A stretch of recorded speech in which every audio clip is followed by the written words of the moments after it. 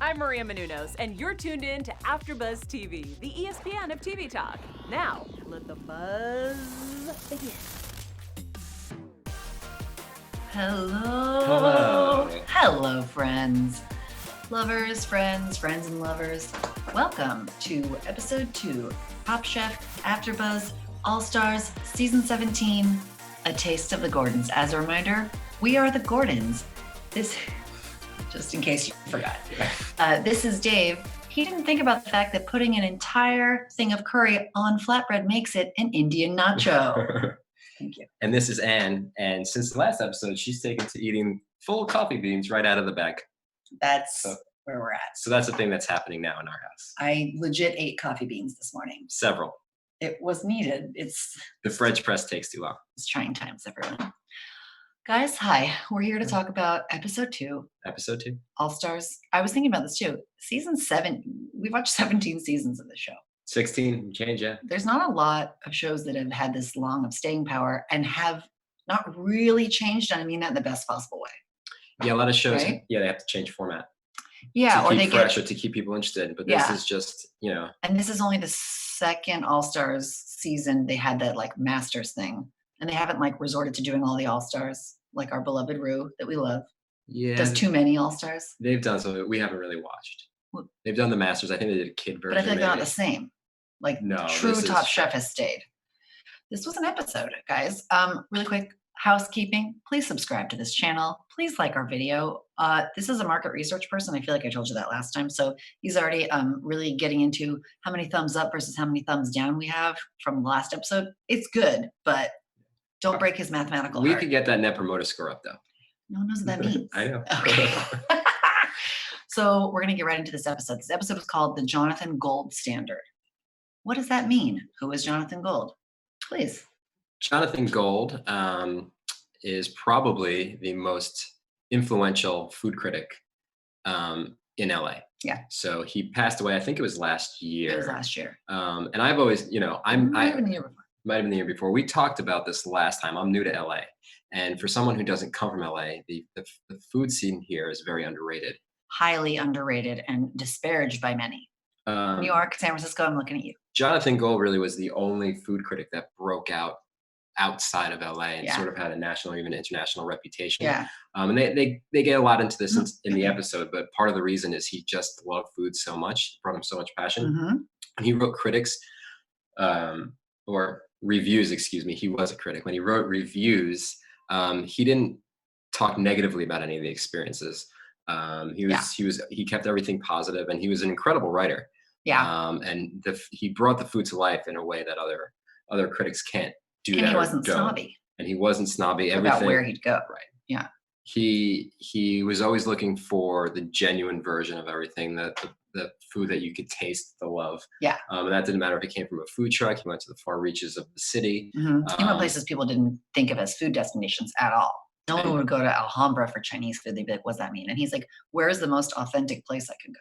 Where is the place where the people are really cooking it, not in a pretentious way, in a real way? So that is the food trucks. That is the like strip malls in, the sprawl of LA. And he'd go there and find the best of those, like the Thai place, Chitlada, like, the Asian place that they went to first, the Chinese food place they went to first. Like, you would not walk by and be like, oh, this place, delightful. Let's go here. Right. So he changed their lives. He changed his owners' lives too. He's like truly a champion of small business, even though he did the big restaurants too. And he did Republic and all the fancy ones. Sure. And so he put, to me, and I think for a lot of people, he put the LA food scene on the map. And totally. Again, in the process of moving and learning about the food scene here, he was sort of my number one resource. And some of the restaurants, or several of the restaurants they featured on the show, we had been to, which is exciting, including Republic, which was the last date that we had before our second child was born. Just really, if you think about it, our last date. So it's our last date. And he just turned 1. Over a year. We've had dates, but like Barely. Our last date as parents of 1 human, and then really it just becomes exponentially expensive to go out. Republic is amazing. Republic is in Charlie Chaplin's old house on La Brea. It makes no sense. It's crazy. He bought the house for his mom, and it was like a church before. It's crazy. It's got a crazy story. The food is insane. Some of the best bread, some of the best pastries in the world. Yeah. Also just amazing, amazing food. Nancy Silverton used to own it with her ex-husband. not Thomas Keller. Who was her ex-husband? Oh boy, the internet will tell us. I'm just look that up real quick. Anyway, We're gonna get into it. What's his butt? Mark Peel. Yes. So anyway, long story, guys. Okay, here's what we're gonna talk about. Episode was called The Jonathan Gold Standard. What dish, the taste of the episode, what dish does this episode remind you of and why? To me, I would say maybe a ramen, maybe a pho. Fusha? Pho.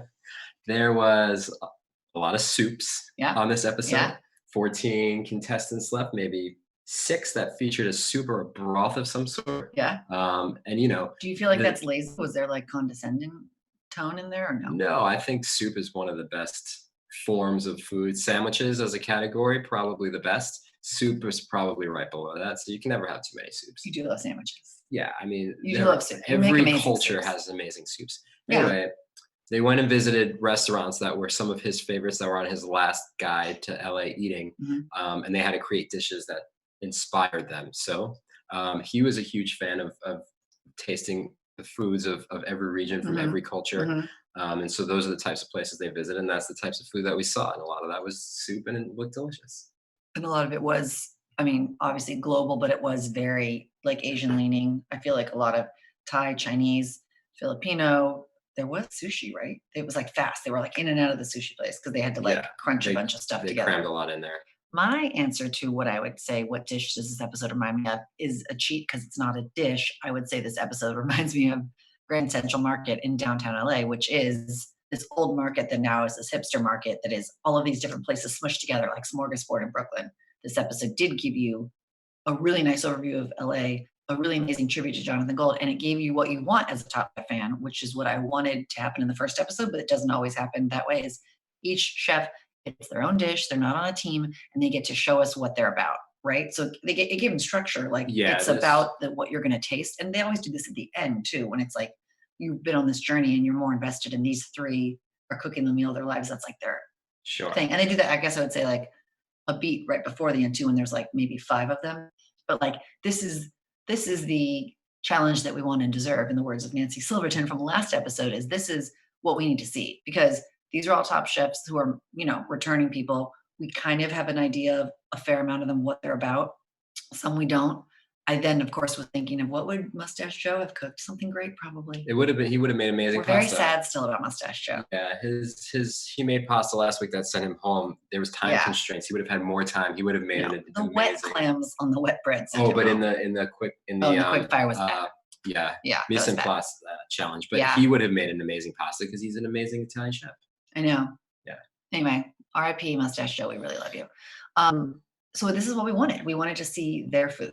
Yeah, this gave them an excuse to make their food because they were able to use any dish as an inspiration. And there were so many different types of restaurants they visited. It covered all their different cuisines. So do you think that the chefs like an Eric, or like, I guess even a Karen, who always sort of have a go-to, or Mustache Joe like would have, do you think that, can you make a blanket statement and say those kind of chefs do better or worse on the show than the ones who are a little switch more in between, kind of thinking of Angela, which as we saw did not work out really, but like. Spoiler alert. Stephanie too, like if you were like, what does Stephanie make? I'd be like, oh no, good food. I think it depends. Yeah. I think that, Sorry, well, let's drink our wine too. Oh yes. Compliments of. This evening's wine comes to you from Fox and 7200. No, they're not sponsoring it. I just wish they would. They might be soon. You never know. This is a Santa Ynez winery that I love. This is a wine glass in my hand, but this wine is from a Santa Ynez winery, and it's. We were members of their wine club all the years that we lived in New York. Yeah, and then we moved back here, and I was like, we don't have to be members now. We live here. We're going to go there. And then there was the pandemic. We're here in our house. It's fine. We're here to talk about food and escapism. Exactly. So the question, just real quickly. Yeah, I'm just curious. Whether or not if you have one really big strength can carry you through. I think you need to have like a thing. Demonstrate enough skills that can help you with challenges that take you totally outside of your comfort zone. That being said, all of these chefs, for the most part, have extensive training, and they've worked in the best restaurants in the world, so they've all found their voice, and they all have their own type of cuisine. But most of them are pretty capable of putting out a good dish, regardless of what the challenge is. So that was a roundabout way of not answering your question, and I think I did a great job. I don't have an answer either, so it's perfect. So the structure of this episode, and we usually just this piece of hair, we're gonna ignore it. The structure of this episode, usually you get the quickfire, and then we can get like a warm up, and then also whatever happens in the quickfire ends up sort of counting into the elimination. So I feel like you are sort of a little bit at a loss because this episode, the end of last episode was your next challenge starts now, which then I was like, that's mean, but was sort of a misdirect. It wasn't, yes, it started, but it was really like drive around the city, have the best food ever for the day. Do you think they didn't all go to all of them though?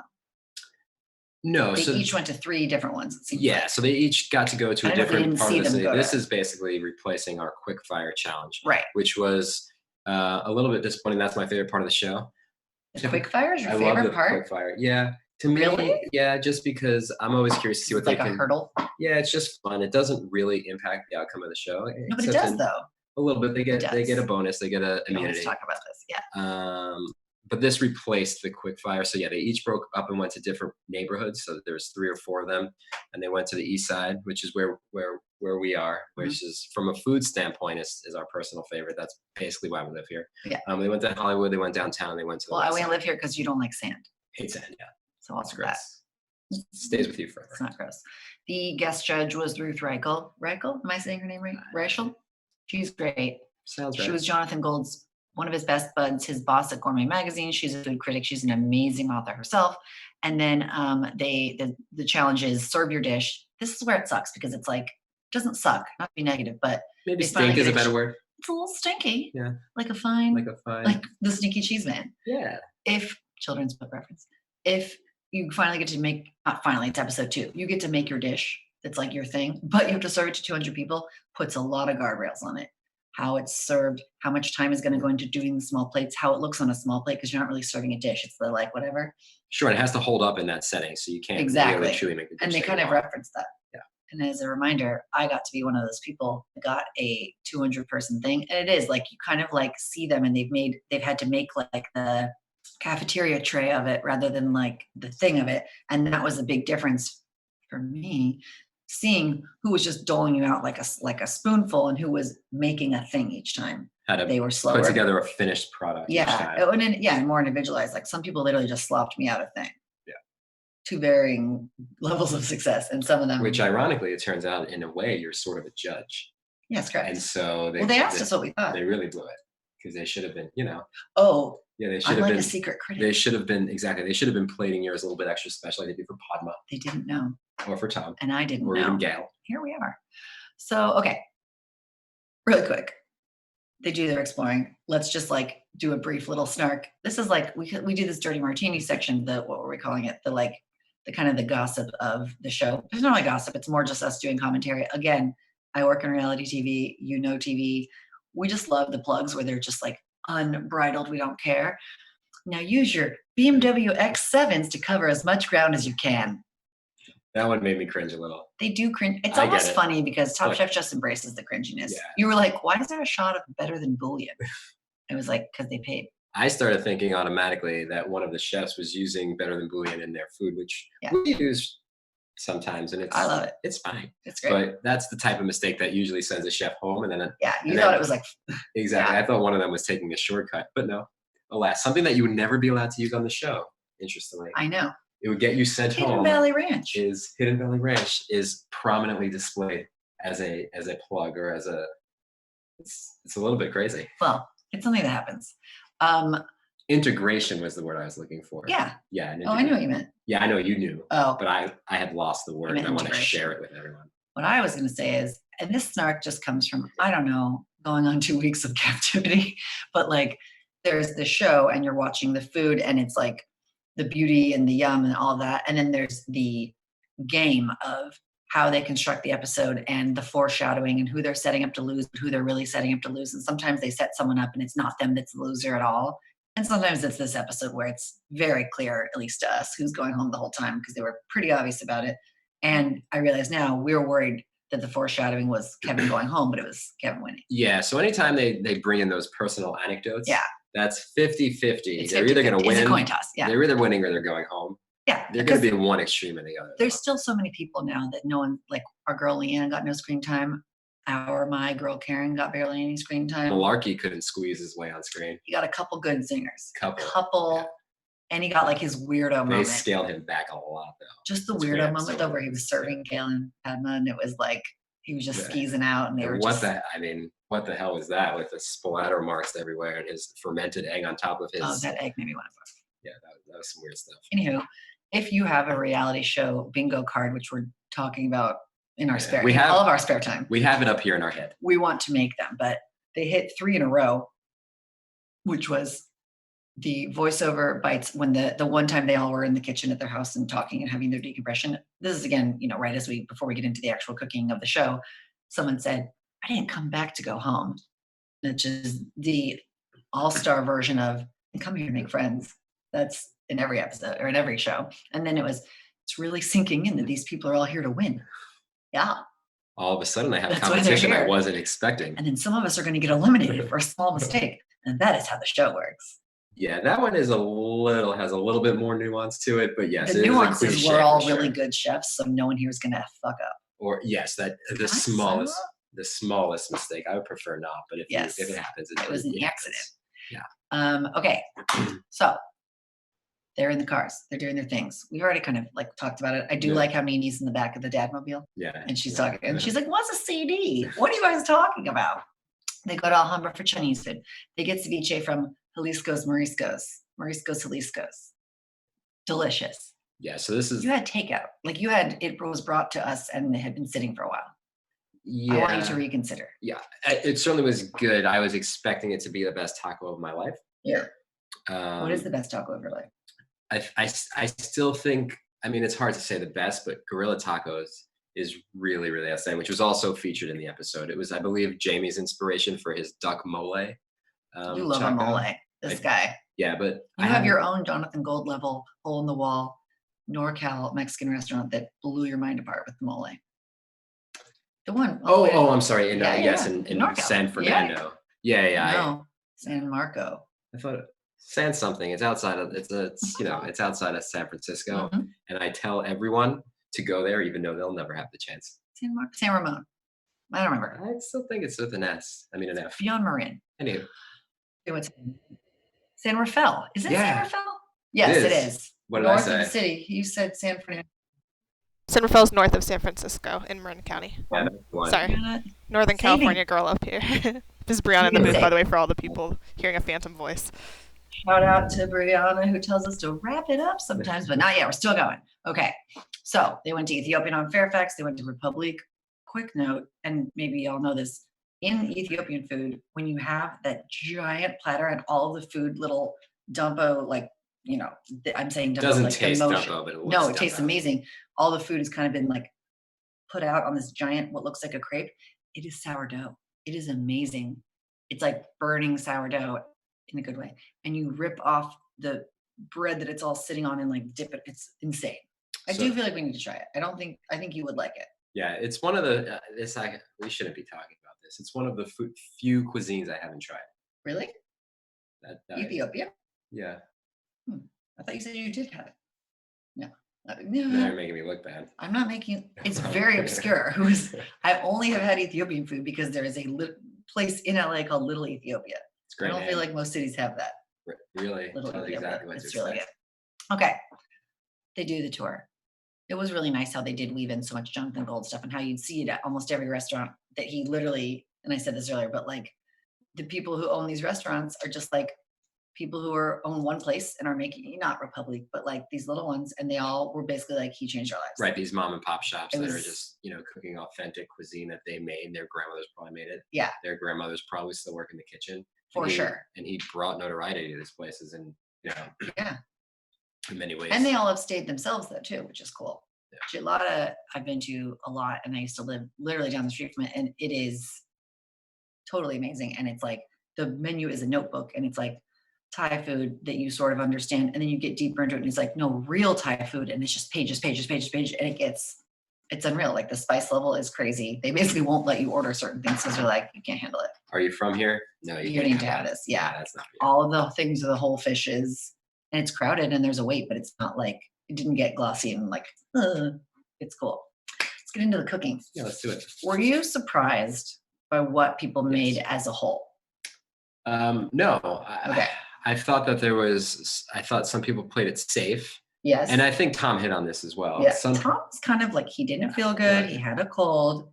Tom Dad was not there to be like nice coach to this time. He was like, no, but at the same time, he is a great, great judge. Oh, he's the best. Yeah, we love him. Gail, we do love Gail. He might be the best. Note who we did not mention. Padma. I just.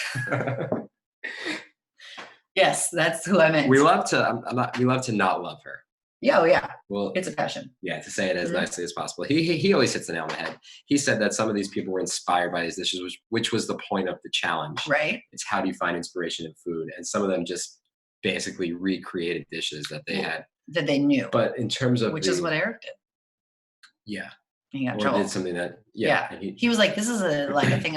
I think you get in trouble sometimes when you say this is a dish we do at the restaurant or that I like to do, because I feel like they get annoyed with that, even if it's a great dish. Because you're like, well, one, it shows a lack of creativity. They didn't say make us a dish from your restaurant. Right. And the difference between being a chef and a cook should theoretically be that creativity. Yeah. So if you, because you're the one that's designing the menu and you're bringing this point of view. So if you just go back to the things that you've been making for years at your restaurant, that's pretty lame. And that's lame. Yeah, that's lame. One thing I would like to say as we get into talking about what they all made, and this is just, again, I feel like I can't caveat enough, possibly just 2 weeks of captivity and feeling crazy. I sort of was wanting a little more drama that I don't feel like I got. Like, I think it's because there's so many people now, and I feel like there wasn't interpersonal drama or like culinary mess up drama. I got neither. Well, I'll say this. One, just stress. I'll say this. Two things to answer both of those points. One, it's all stars. So no interpersonal drama. No. Well, that's for the cooking mistakes, the major cooking. But last time we opened with it will happen. A fire. It will happen. But if you're doing a regular season where a lot of the chefs are not up to snuff, you're going to have a lot more basic cooking errors. So that's the first thing. So I think that makes sense. It was and they treated those errors in the first week as such a big deal because the caliber of chef here that shouldn't really happen. Yeah. So that's the first thing. The second thing in terms of the interpersonal drama, I think is exactly, I think you hit on it, is there's still like 14 chefs left and we have to see the prep for all of them and see all their food and there's just not time. Yeah. And when you get down to 6, 7, 8 contestants and you need to fill the time, that's when they start doing that interpersonal drama. But a lot of these people, because they're all stars, they're all successful, they're in the industry, a lot of them probably know and like each other. That's true. There's probably That's true. They're not strangers who are like, unless some of them have a rivalry. Doesn't seem like it. Like, we both have a Mexican restaurant. Mine is so much better, but you got all the good write-ups.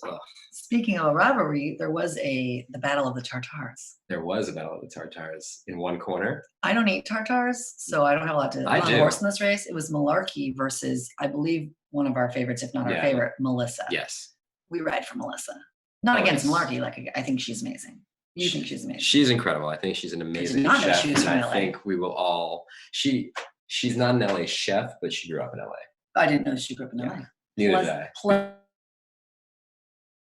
Of the tartars, as someone who does not eat them, I can't explain how much I don't think it's one of the. How can you eat raw beef?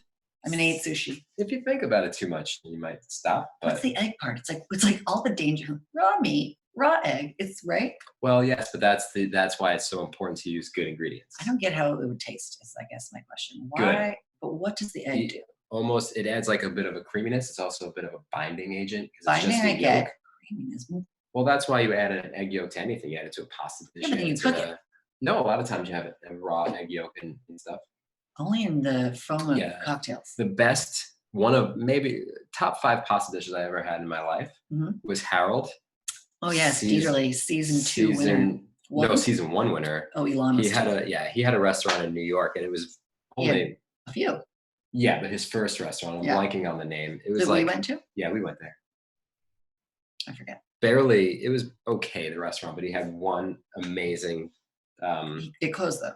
Remember, he said he said he was like about to lose his mind and he had to close. But amazing pasta dish with the quail egg, and you just mix in the quail yolk. That's okay because it's smaller. Yeah, but it adds just a creaminess to it, and it's just a little, it's just protein ball. Yeah, it's a little umami sort of, but mostly just a texture thing. Speaking of balls, silkiness. As one of the chosen people, are you offended or delighted by a masa ball?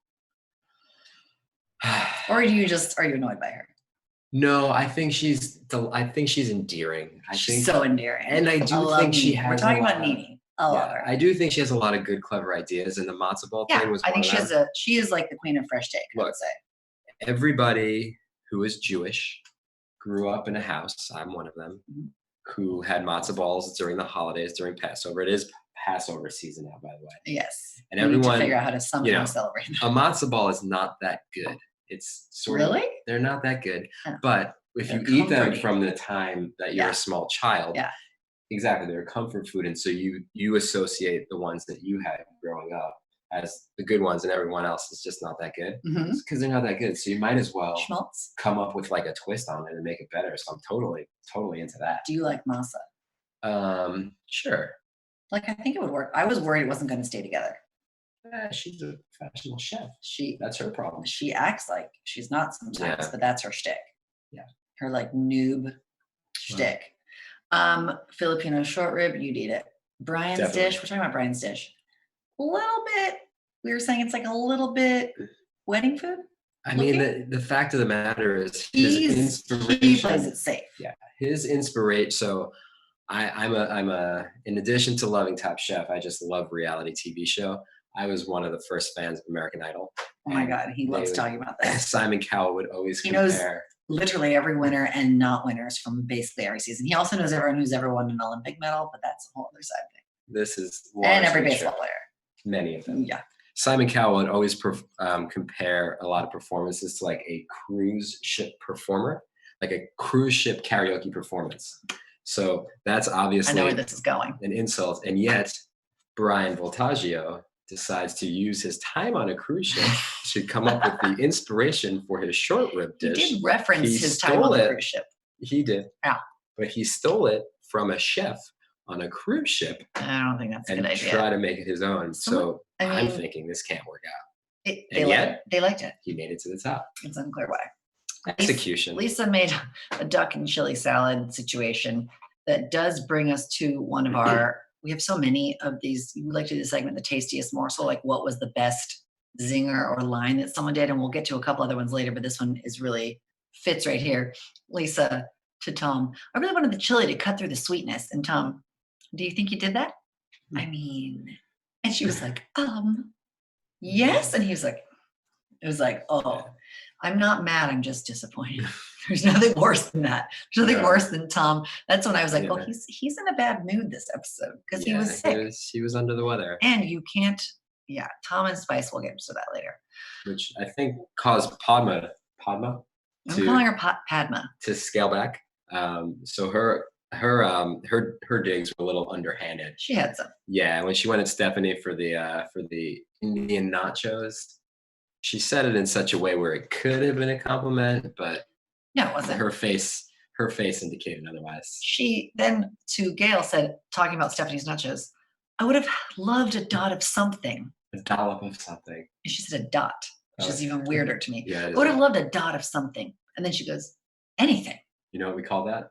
Shade. Padmitude. Oh, that was her. She had a lot of padmitude. She had a lot of padmitude. I think that she could have applied that to literally anything she ever would put in her mouth. I really wanted to have something, anything, which I guess is always, yes, she's hosted the show for such a long time. And I know we're just always talking about her because we love to talk about her and disparage upon her, but she's not a chef.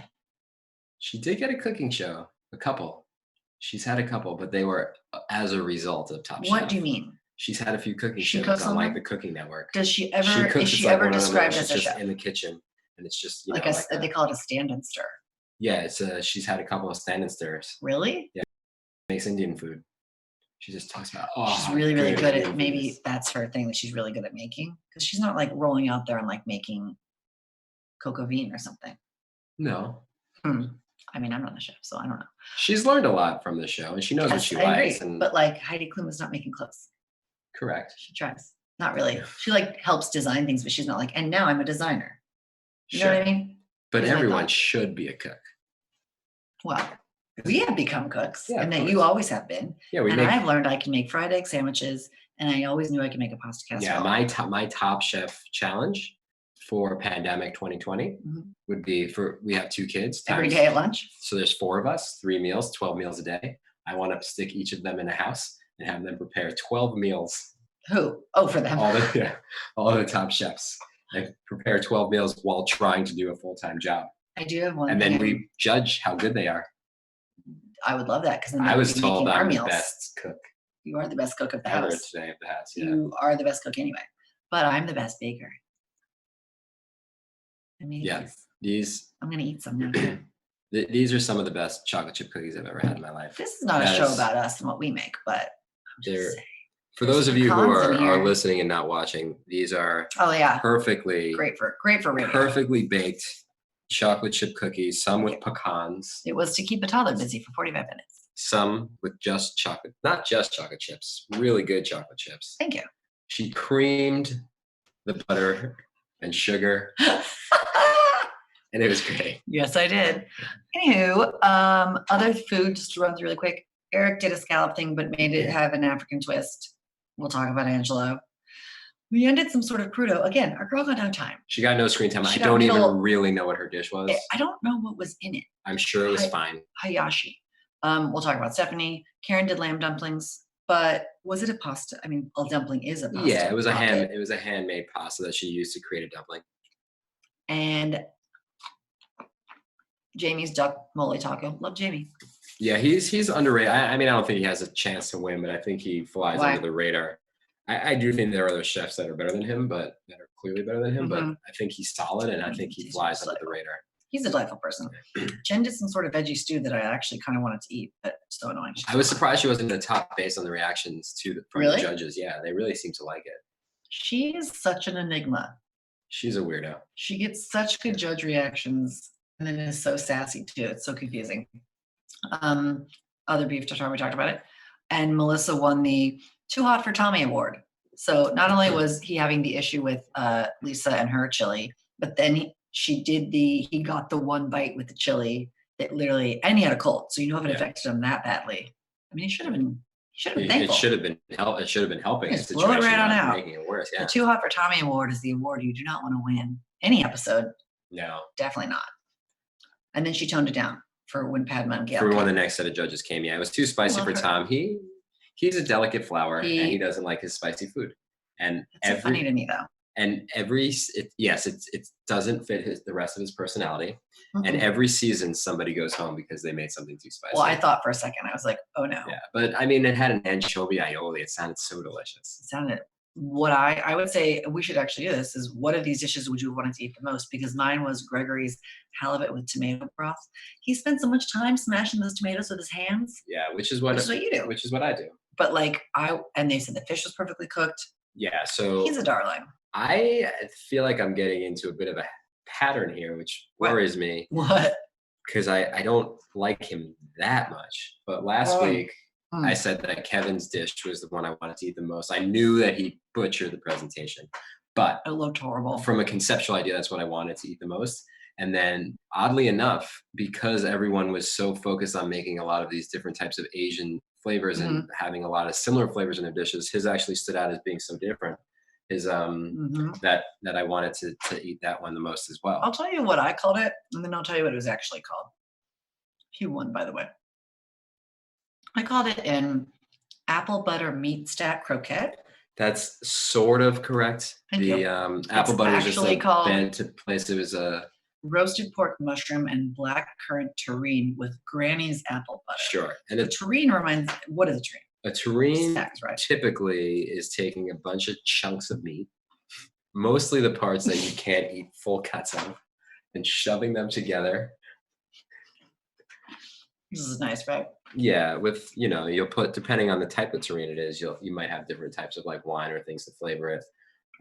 So it's pate. It's like a chunky pate.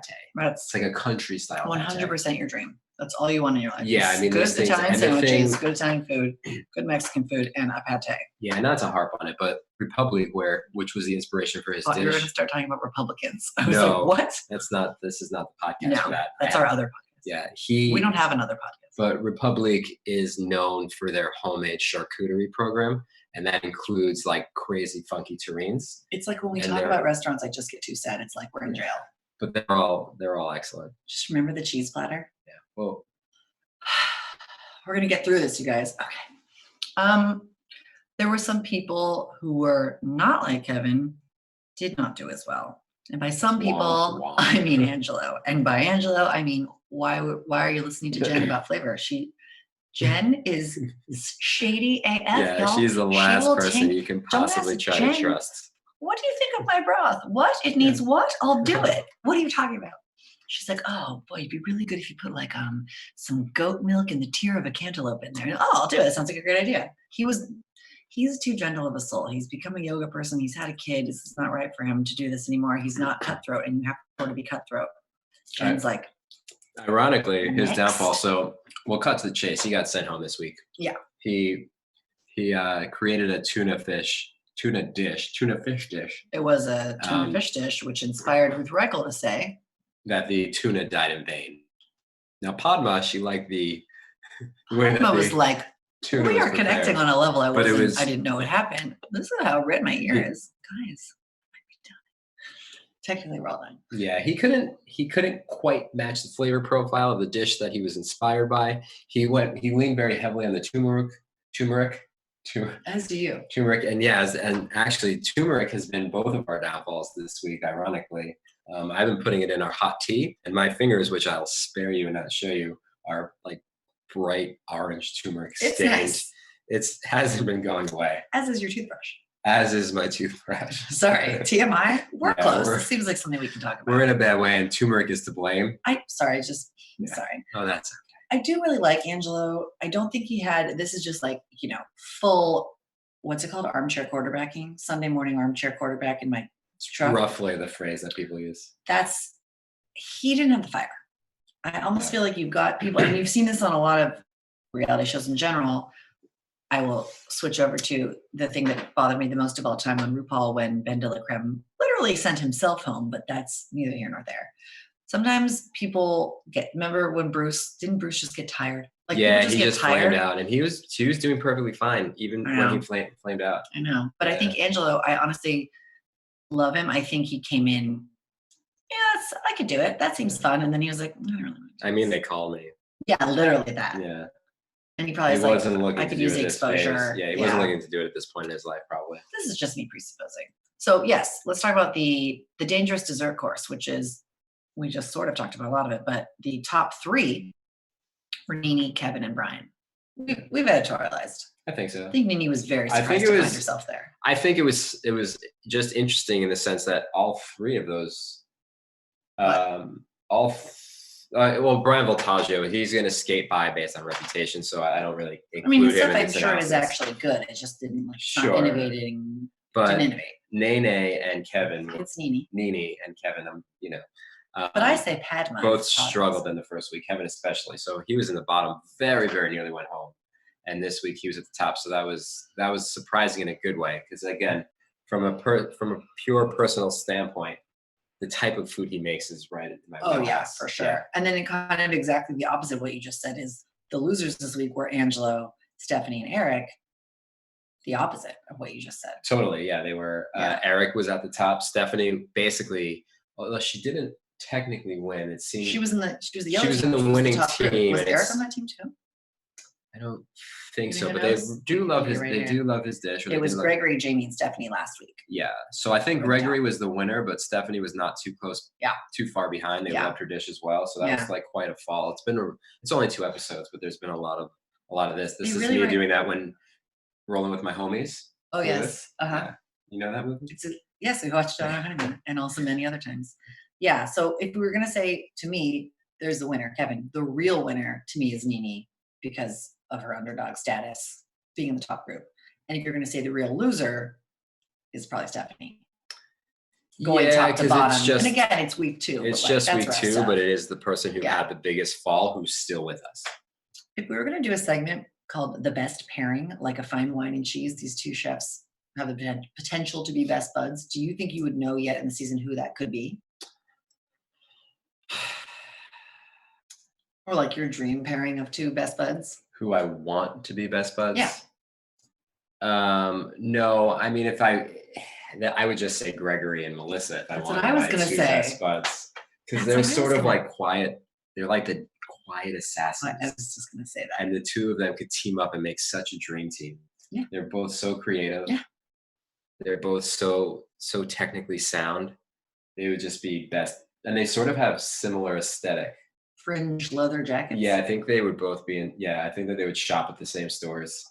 I love them. Oh, I would go to their restaurant. I don't know if be either very of them are concept-y. looking for a relationship, but I think that they would do well together. Oh, you mean dating? Yeah, in that capacity. No, they don't. I don't know the answer. No. So I said I don't Oh know. my God. I would like to talk about the flavor of next week. Do you feel like we covered enough for this week? I feel like we covered it pretty well. Yeah, Union Station is beautiful. Jonathan Gold's wife was so cute. All of that was amazing. And yeah, I didn't think it was like shocking or too dramatic in Judges Table because we're in episode 2. We're like, it's almost a bridge episode. It's like, here's everyone, group, team, blah. And you're on the beach and no fire. You have fire, you have no tools. This one was make a dish for the thing where there's a lot of people there. They had all the good who's who's. They had the John Favreau. He loves food. Roy he Choi. loves food. All sorts of like the Nancy Silverton's like, I'll be in every episode. It's so convenient for Yeah, me. she's like, I'm a chef, Like, but what do I I- really just make a lot of money and I don't have to cook stuff She anymore. just loves being on TV. She designs salads for tender greens. Oh, okay, but so does like Chance the Rapper. Yeah. It was Beats Well, Don't Kill My Vibe. That was Chance the Rapper's? No, that was Kendrick Lamar. Sorry. Really? Yeah. Does Chance the Rapper have one also? I think maybe, but I might be wrong. Unclear. We're going to do some research and get back to you next week. Roy Choi, Ludo was there, but he didn't get a line or anything. Michael Chimaristu was back. Yeah. The LA crowd coming in strong. I like it. What do you think is going to happen next week? What is the gist of next week? What is your guess? We're going to get some drama? Yeah. So basically, here's what's going to happen next week. And I do think there'll finally be some drama. Right? Yeah, because what's going to happen is they're going to give them an asinine challenge. Well, you know what the challenge is. Yeah. Well, that's what We don't know what the quick fire is. I'm basically saying that I think that the challenge is asinine, which is to be The art one? Yeah, create a dish inspired by the artwork that you see at the Getty, because you already have Stephanie talking about how the people rendered in the paintings remind her of tortellini. Women's soft bodies and curves remind me Sure. of tortellini. But my point is, Also saying. someone is gonna just pooch the bed kind of thing. Pooch the Shit the pooch? it's gonna be bad. I don't know what the expression Shave is. the pooch. Something's gonna happen with the Unclear. pooch. They're gonna make a really bad dish, and basically. Oh, you think someone's going to tank next? Yeah, but the judges are going to say that you just missed the mark in terms of what the inspiration for the challenge was. Like It's your art. dish You can't tell me. doesn't match what we asked. Like I don't see how it matches the art. Yes, you're right. And I'm going to be Yes, I know sitting there exactly what- stewing. Be like, oh, this is so stupid. Like the dish was perfectly fine and it tasted fine. It's like it doesn't have to But that- match the art. Because it is a game. It's not saying I'm at a restaurant and I ordered this food and it's good or bad because it's a game. If they're Yeah. saying it's art and you have to get inspired by art. Stephanie actually has a great thing. Yes, I made tortellini. Did you see that girl's I dish? know, but when the You flip get mad side, when they get too hung up on the challenge and not on, and it because the overrides flip side of that coin is the person who wins is going to have the best tasting food, and no matter what, they're going to say, "Oh, they just understood the challenge so well. Yeah. They just really, Fair. really You're got fair. the challenge." And it's just no, they had the best food, and then you can tell any narrative you want once you like the food. Yeah, I agree. So Living in captivity, which we will also be doing next week. I just want some drama. This is my popcorn. I just want a little bit of interpersonal drama, more good food. The Getty's pretty. There'll be a good guest judge. yeah, I want escapism. I want to laugh, so I Yeah. want like Schitt's Creek, great. And then That's what we're talking about. But yes, no, but then I want the other thing that I need is someone else's drama. I want some. Yes, Yeah. we'd like some delicious drama. And that's what we're hoping. Yeah, tasty morsels of drama. We'll see what happens. We appreciate you joining us now. Be well, be safe, wash your hands. Subscribe to the channel, give the videos thumbs up if you will. He'll be counting the ratios and I'll have to hear about it. And give us 5 stars, iTunes, do all the things, you guys. We love you. We're All the good excited for stuff. episode 3. We're excited to see you next week. We don't know what we'll be eating. Do you have any like social medias? My social media is Annabelle Walls on Twitter and Annabelle8 on Instagram, but it's private, so you won't really be able to see anything. But Twitter, Yeah, I like to yeah. talk about my anxieties about the pandemic on Twitter, if you're into that. Totally different avenue. Chef David Really? G hashtag on Instagram. That's all your good creations. I mean, it's pretty underwhelming. You can find us at AfterBuzz. We only remember to do it sometimes. Like sometimes like 1 out of 30. It's true. Yeah. That's it. Yeah, We that's love you all. guys. Thank you. Thanks for joining. Eat well. Our founder, Kevin Undergaro, and me, Maria Menounos, would like to thank you for tuning in to AfterBuzz TV. Remember, we're not just the first, we're the biggest in the world, and we're the only destination for all your favorite TV shows. Whatever you crave, we've got it. So go to AfterBuzzTV.com and check out our lineup.